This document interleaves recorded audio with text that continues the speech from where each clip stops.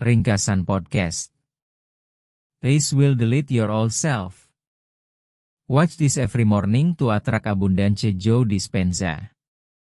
Podcast ini menyajikan diskusi mendalam yang membahas tentang hubungan antara kepribadian, kebiasaan, dan realitas personal, serta peran neuroscience dalam proses perubahan diri.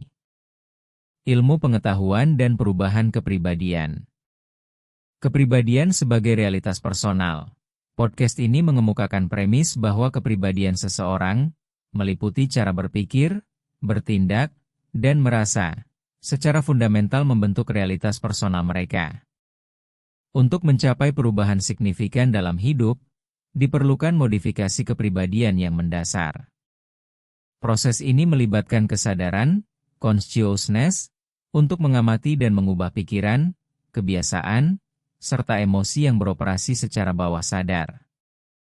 Neurobiologi kebiasaan, konsep neuroscience yang relevan, yaitu sel saraf yang menyala bersama, terhubung bersama, nerve cells that fire together, wire together, menjelaskan bagaimana pola pikir dan perilaku yang diulang-ulang dapat secara neurologis membentuk identitas seseorang.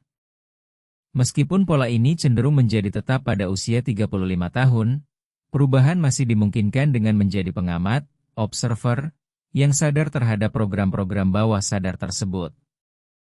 Mengatasi diri yang lama, perubahan seringkali terasa tidak nyaman karena tubuh secara biologis terbiasa dengan pola yang familiar. Tubuh dapat membujuk pikiran untuk kembali ke kebiasaan lama, bahkan jika kebiasaan tersebut tidak produktif. Untuk berhasil, penting untuk mengakui ketidaknyamanan ini dan tidak menyerah pada dorongan untuk kembali ke pola yang sudah usang.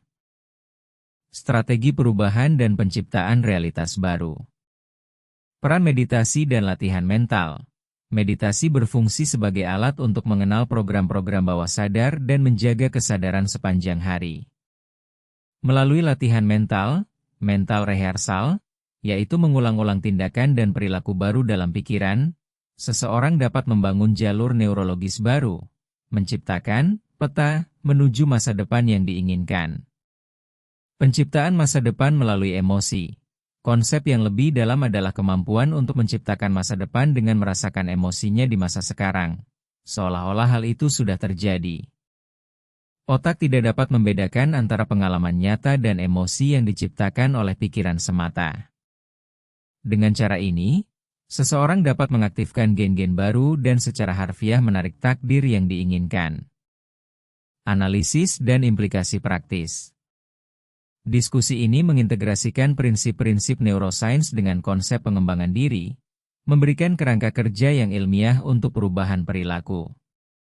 Menggunakan contoh yang diberikan, seperti pentingnya mengatasi perjuangan internal, struggle, untuk menjadi diri yang baru. Podcast ini menegaskan bahwa proses perubahan adalah hal yang berharga.